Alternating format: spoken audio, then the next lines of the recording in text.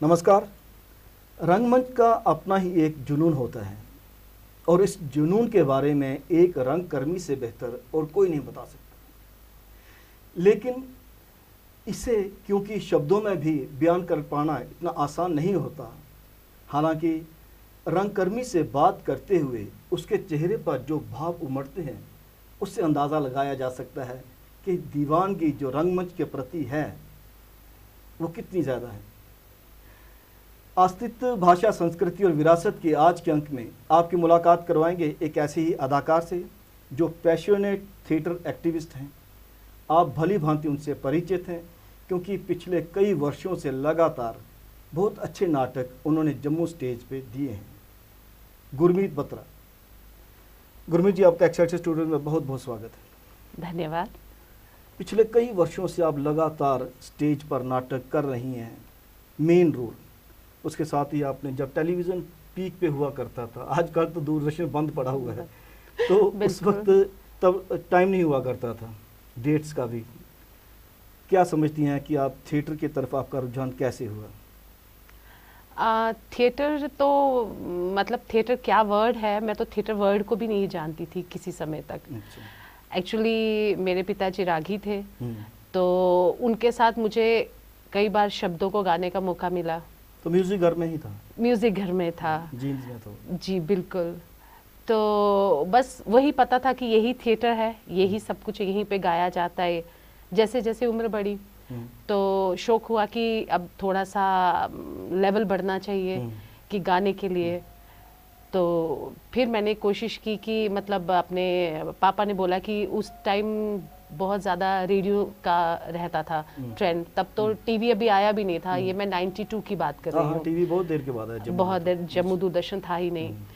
तो फिर उसके बाद क्या हुआ कि उन्होंने बोला कि अच्छा चलो रेडियो स्टेशन में तुम्हारा तुम ऑडिशन दे दो, तो सिंगिंग एज ए सिंगर।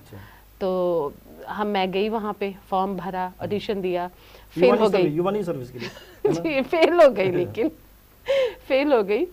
तो क्योंकि शायद उस टाइम कोई गुरु नहीं था, कोई गॉडफादर नहीं था, कोई गाइड करने वाला नहीं था कि कैसे क्या किया जाए। तब तक क्योंकि अमिताभ बच्चन भी एक बार फेल हुए हैं, है ना?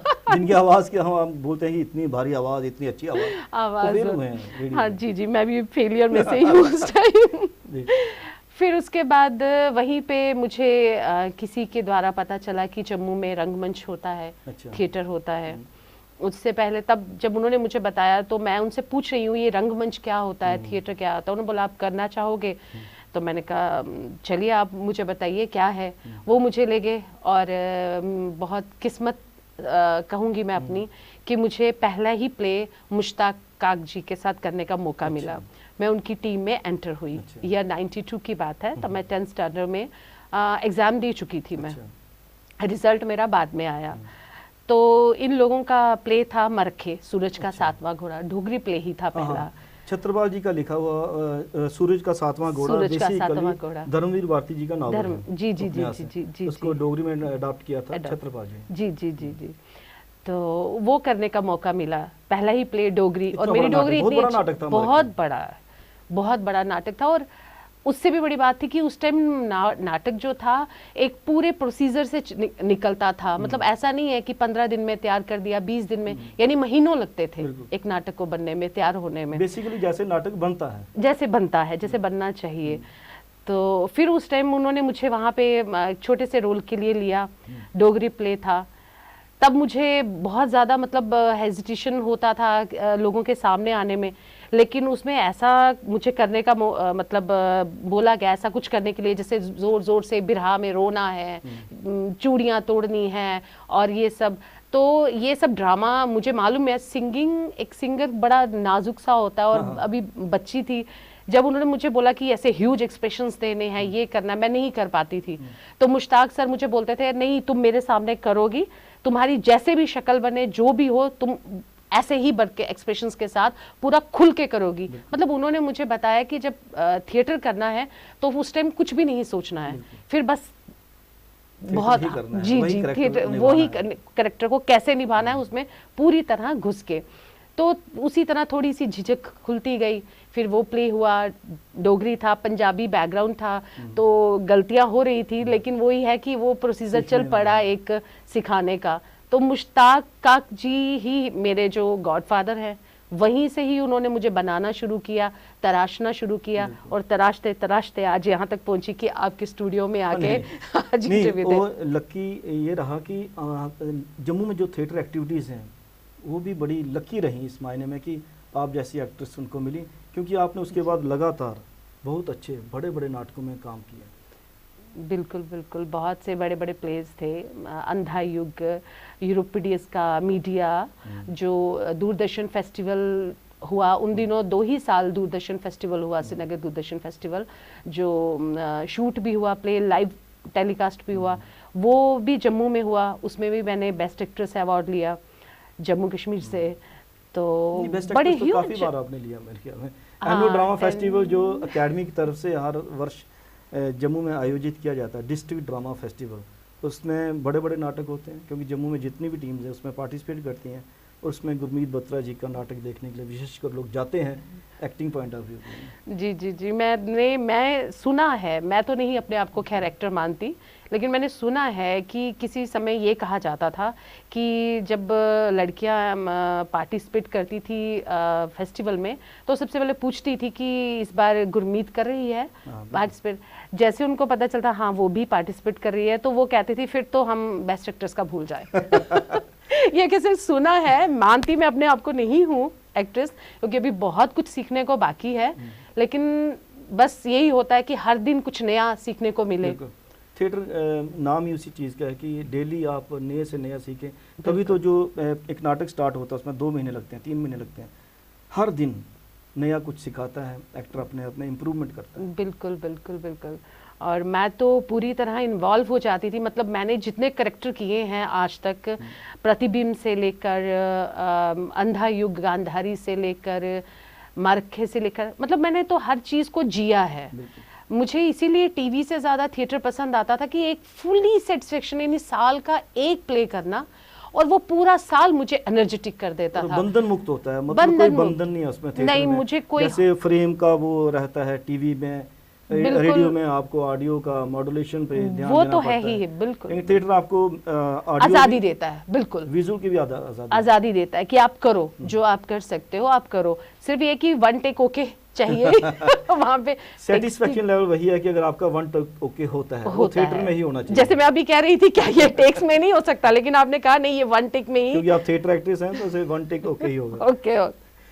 तो गांधारी, जैसे आपने कहा कि गांधारी का जब आपने रोल किया अंधा युग में, अंधा युग अपने आप में बहुत कॉम्प्लेक्स नाटक है, जब वो, क्योंकि उसमें त्रासदी है, युद्ध है जी। जैसे आपने कहा कि जब भी आप कोई कैरेक्टर निभाती हैं तो उसकी तह तक जाना बहुत ज़रूरी समझा जाता है एक्टर के लिए। तो आप स्टडी करते हैं, स्क्रिप्ट स्टडी करती है, उसके बाद जो स्क्रिप्ट बोलती है उसको भी आपने निभाना है, भाव देने हैं, और अंदर से वो जब तक भाव नहीं आएंगे तब तक लोगों को पता भी नहीं चलेगा कि ये परफॉर्मेंस हो रही है। तो अक्सर ये होता है कि आपके प्रोडक्शन के साथ लोग जुड़ते हैं। तो जब आपने अंधा युग किया था, गांधारी का रोल किया था, तो उस प्रक्रिया से जब आप गुजरी तो वो कैसा एक्सपीरियंस था? उसके बाद कई दिन तक आपको शायद नॉर्मल लाइफ आने में भी वक्त लगा जी जी जी जी। मेरे साथ तो ये काफ़ी प्लेज में हुआ है ऐसा कि प्रतिबिंब जब ये मैंने अंधा युग करा था, उस टाइम शायद मैं 11th-12th में होंगी, स्टैंडर्ड में होंगी मेरा ख्याल है।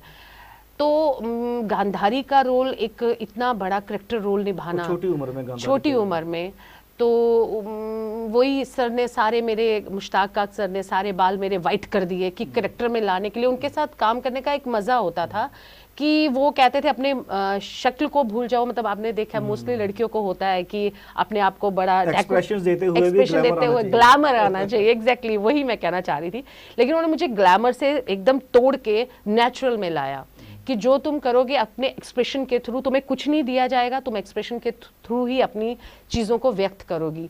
तो गांधारी रोल में ऐसा हुआ कि सारे ये एक 2-3 महीने का प्रोसीजर था, चलता रहा, प्रोसेस में हम लोग बहुत अच्छा करते रहे, लेकिन जो इसका लास्ट वाला सीन था इसका गांधारी में तो आपने थ्रू आउट वो पहनी है पट्टी पहनी लास्ट है, में ही उतारना है, वहीं लास्ट में उतारना। और वो climax जो श्राप वाला क्लाइमेक्स में जो श्राप वाला सीन था उसमें तो मुझे मतलब इतना लगा कि मैं सच में गांधारी ही बन गई हूँ, और मैं इतनी, मेरे में इतनी पावर आ गई है कि मैं भगवान कृष्ण को श्राप दे सकती हूँ। मैं मतलब वो एक्सपीरियंस शायद शब्दों से व्यक्त ना किया जा सके वो फील कि किया जाता है। उसके बाद जब प्ले खत्म हो गया तो मैं 2 मिनट के लिए ऐसे मतलब शून्य में चली गई। फिर मुझे उन्होंने बोला उठिए गुरमीत जी, प्ले खत्म हो गया आपका। मतलब थिएटर में जो आपको मिलता है ना सेटिस्फेक्शन, मैंने टीवी भी किया लेकिन मुझे वो चीज नहीं मिली। वही जो बोल रही है कि वो प्रोसेस जो है ना, जो जैसे नाटक आप जीते हो, आप कैरेक्टर को जीते हो, आप उस एरा में चले जाते हो, आप पूरा वो महसूस करते हो, आप स्टेप बाय स्टेप जाते हो उसमें ना। जैसे पहली घंटी बजी आप तैयार हो गए, दूसरी घंटे में, तीसरी घंटी पे पर्दा खुल जाता है, उसके बाद जो स्टेप बाय स्टेप क्लाइमैक्स तक आदमी जाता है। वाकई सही बात है।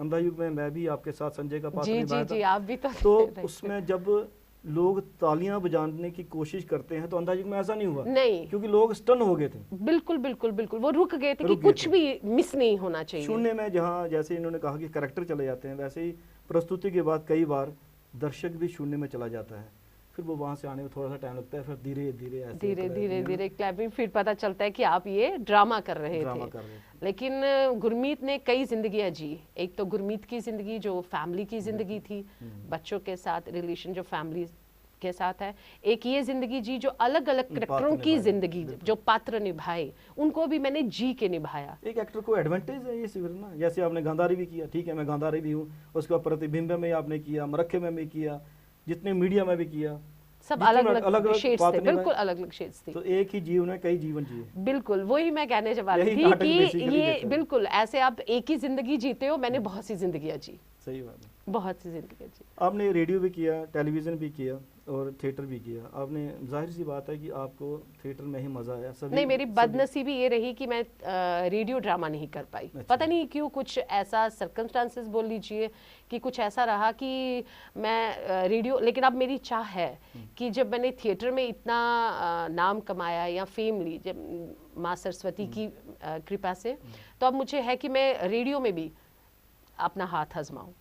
वो पता नहीं क्यों पीछे रह गया, मुझे समझ नहीं आई कि एक बार से मुझे फेल किया टेलीविजन में या उसमें इतनी ज्यादा बिजी हो। मैं थिएटर में ही थी जी। टेलीविजन तो मैंने बहुत ज्यादा नहीं किया, थिएटर किया। थिएटर तो मेरा रहता था कि 1 साल की एनर्जी मुझे चाहिए, वो तो मुझे करना ही है। कभी आपको दिमाग में ये चीज़ है कि क्योंकि जिस दौर में आपने शुरुआत की 92, 91, 3 में, तब वो दौर था कि सभी जो जम्मू के एक्टर थे वो चाहते थे कि मैं एनएसडी में चला जाऊँ जी, कि एनएसडी में, क्योंकि रोल मॉडल जो थिएटर के होते हैं वो वही ओम पुरी, अमरीश पुरी या नसीरुद्दीन शाह। आपके मन किया कभी मैं एनएसडी करती? नहीं, ऐसा नहीं था। उनके साथ प्ले करूं ऐसी मेरी इच्छा ज़रूर रही, उनकी टीम के साथ, पर एनएसडी करने का क्योंकि अपनी फैमिली का वैसा बैकग्राउंड होता है कि बाहर, आज तो बच्चों को खुद बाहर भेजते हैं, उस टाइम ये चीज़ें इतनी ज़्यादा पसंद नहीं की जाती, रिस्ट्रिक्शंस बहुत ज़्यादा थी उस टाइम। यही बहुत धन्यवाद है पेरेंट्स का कि वो अलो करते थे, अरे नहीं, ये भी बहुत एक ड्रामा रहा मेरी लाइफ में कि पेरेंट्स, जैसे मैंने बताया, रागी थे, तो उनकी सोच भी वैसी थी, वो तो नहीं मुझे करने देना चाहते थे। वो मेरा रहा क्योंकि मैं उनकी एक ही बेटी थी, तो खाना वाना बंद कर दिया। फादर को लगा नहीं अब ये नहीं मानेगी, तो उन्होंने बोला चलो कर लो, मम्मा को साथ लेके जाना। लेकिन फिर बस एक बार वो गए साथ में, जब उन्होंने थोड़ा माहौल देखा, वहाँ का एटमॉस्फेयर देखा। जैसे मुश्ताक काका जी टीम के साथ तो सारे फैमिली एटमॉस्फेयर, वो तो आप भी जानते हैं। बिल्कुल। तो आपको फैमिली की तरह ही वो ट्रीटमेंट मिला, तो जिससे आप कंफर्ट लेवल रहता है उसमें। जी। फिर कवि रतन सर जी के साथ मौका मिला, उनके साथ, तो उनके साथ प्ले किया। खामोश अदालत जारी है, तो उसकी तो बहुत ही सराहना हुई। तो बस इसी तरह बड़े बड़े डायरेक्टर्स के साथ। कवि जी को तो भीष्म पितामह कहा जाता है थिएटर में, जम्मू में उन्होंने एग्जैक्टली वो तो मुझे, उन्होंने मुझे वहीं से, जैसे वो उन्होंने जजमेंट के लिए आए थे मेरे प्ले की, तो वहीं पे उन्होंने बोला कि जब जजमेंट खत्म हुई, हालांकि जज जो है एक्टर से नहीं मिल सकता, लेकिन उन्होंने मुझे, जब मैं स्टेज पे थी तो वो नीचे थे, तो उठते ही मुझे उन्होंने बोला कि गुरमीत, अगला प्ले मैं आपके साथ करूंगा, आप तैयार रहना। मैंने कहा जी सर। फिर उसके बाद उन्होंने ये खामोश अदालत, अभी बड़ा सिलसिला चलना था, लेकिन शायद भगवान ने उनकी लाइफ ही इतनी लिखी थी, वो चले गए, तो अभी लास्ट टू लास्ट ईयर मुझे सम्मानित किया गया कवि रत्न प्राइज से। बस इसी तरह सिलसिला चलता रहा। जो पहले नाटक हुआ करते थे 92 ऑनवर्ड्स या जो आजकल नाटक हो रहे हैं, कुछ डिफरेंस नज़र आता है? एक तो जो मुझे नज़र आता है, पहले बड़ी बड़ी टीम के साथ नाटक हुआ करते थे, अब बच्चों के पास शायद इतना टाइम नहीं है, समय नहीं है ना, इसलिए ज़्यादातर नाटक छोटी छोटी टीमों के साथ होता है। पेशेंस नहीं है आजकल के बच्चों में कि इतना कौन इतना टाइम देगा थिएटर को, और इसको क्यों जीना है, इसको बस आज स्क्रिप्ट दो, हाँ रील बनाओ, शॉर्ट का ज़माना आ गया रील्स का ज़माना आ गया ना। बिल्कुल बिल्कुल। तो इसीलिए मेहनत कोई करना नहीं चाहता, पेशेंस है नहीं है। हम लोगों ने तो डायरेक्टर से गालियां भी खाई हैं, थप्पड़ भी खाए हैं, और ऐसी ऐसी बातें सुनी है। मैं वही सोचती हूँ कि आज के दौर में ऐसे डायरेक्टर्स दोबारा से आ जाए, तो आज तो किसी में भी इतनी पेशेंस है ही नहीं कि एक टीचर की इतनी बातें वो सुन सके। लेकिन उनकी बातें जो सुनी थी, उनसे जो डांट खाई थी, आज वो काम आ रही है। तराशे गए एक्टर्स, तराशे बिल्कुल बिल्कुल बिल्कुल बिल्कुल। चलिए, उम्मीद करेंगे कि अब क्योंकि आप अभी भी लगातार नाटक कर रही हैं, तो जम्मू थिएटर को और भी बेहतर प्रस्तुतियां मिलेंगी। इसी आशा के साथ आपका एक्सेलसियर स्टूडियोज में आने पर बहुत बहुत धन्यवाद जी। थैंक यू, शुक्रिया। अस्तित्व, भाषा, संस्कृति और विरासत के आज के अंक में आपने मुलाकात देखी गुरमीत बत्रा जी से, जिनसे सीखने के लिए बहुत कुछ है। एक तो डेडिकेशन, और स्क्रिप्ट को पूरी तरह से पढ़कर उसका जो कैरेक्टर निभा रहे हैं आप, उसकी तह तक जाना बहुत ज़रूरी है। फिर स्टेज पे आप नहीं होते, पात्र ही हुआ करता है। कैमरा पर्सन करण सिंह के साथ राजेश्वर सिंह राजू को अब दीजिए इजाज़त। नमस्कार।